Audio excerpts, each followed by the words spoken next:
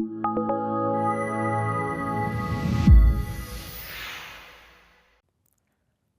I'm John Foro, and today's launch tech tip I want to share with you is about relative compression testing.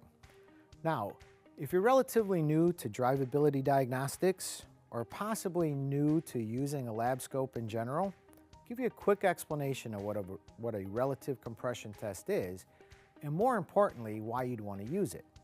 So, a relative compression test I like to call a go or no-go style test. Let's throw out a hypothetical situation. Vehicle comes into your shop. It's running rough. Or maybe it cranks, and if you got a lot of experience, you're thinking, it kind of sounds like it's got weak compression.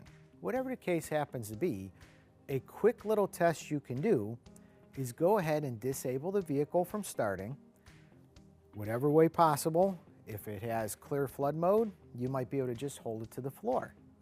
If it doesn't support clear flood mode, there's usually a nice fuse box out underneath the hood that's got fuel pump relays and all kinds of other ways to disable the vehicle from starting.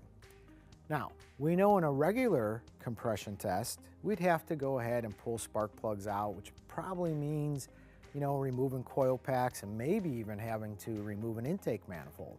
Well, we don't have to do that with a relative compression test. The theory behind a relative compression test is every time you're cranking the engine over, it requires a certain amount of energy to be dispersed from the battery on the vehicle for the starter to actually turn the crankshaft and those pistons to overcome the compression ratio. Now, if you happen to have one cylinder that's weak, it's going to require less energy from the battery while it's actually cranking the vehicle over. So, what we're going to do is a quick relative compression test, and what we're looking for is a uniform peak-to-peak spike on our waveform.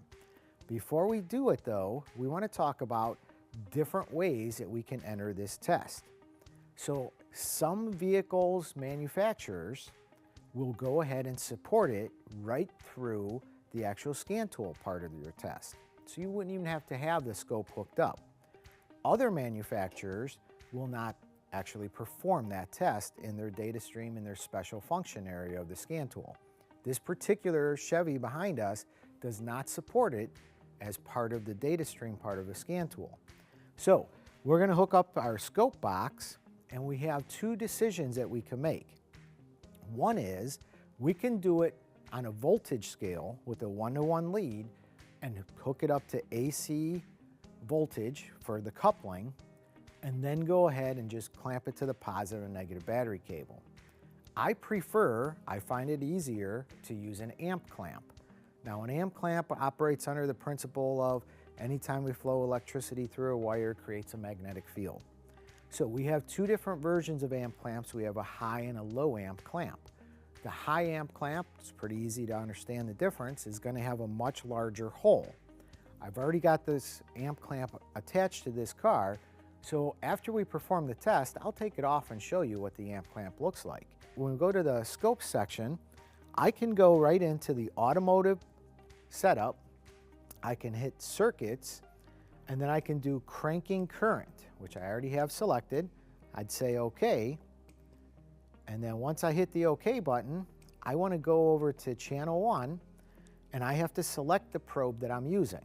So you could kind of see what the amp clamp's going to look like even before I show it to you. So I'm going to select the amp clamp. I'm going to go ahead and get off that screen.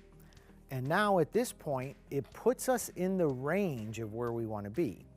So we're going to have our assistant crank the car over. He's going to use clear flood mode, and you'll see the pattern appear on the screen as it's being stored.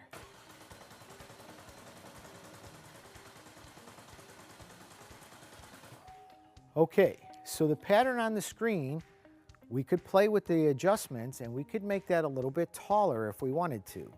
Now, I said at the beginning of this tech tip that I use this as a go or no-go test.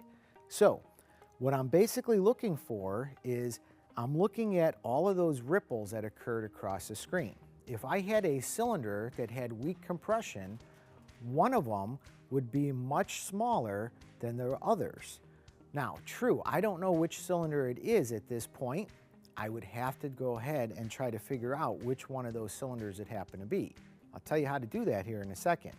But right now, since I see that they're all pretty much uniform, this is a little 4-cylinder, so I have 1, 2, 3, 4, 5, 6, 7, 8, 9. I have 9 compression events stored on the screen. So I basically had 2 complete engine revolutions going on for a 4-cylinder car.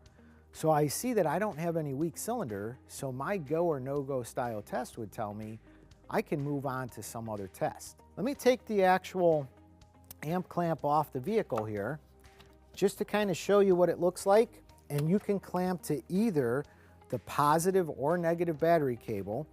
This is the high amp clamp. It's got a little on-off switch on it, hooks right up to channel 1 of your scope. You'll know it because it's got the large orifice in there.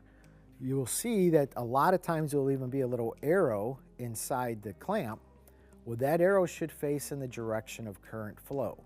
So depending on if I put this on the positive side or the negative side of the battery cable, I might have to flip the probe over. But remember, if I actually hooked it up incorrectly, I always have the invert function in my scan tool, in my scope setup, that I can actually flip the pattern without actually having to take the amp clamp off. So I said I promised that I would go ahead and explain if I had a weak cylinder and it showed up with a lower amplitude, I would have to then hook up a second channel to my scope, trigger it off of, say, a ignition coil pack or possibly a fuel injector, and then I could determine which cylinder was weak by knowing the firing order of the engine. So if it's a test you haven't done yet in the past, it's definitely something you're probably going to want to look at and start to use, because it's a huge time saver. Again, my name was John, and I look forward to seeing you in the next Launch Tech Tip.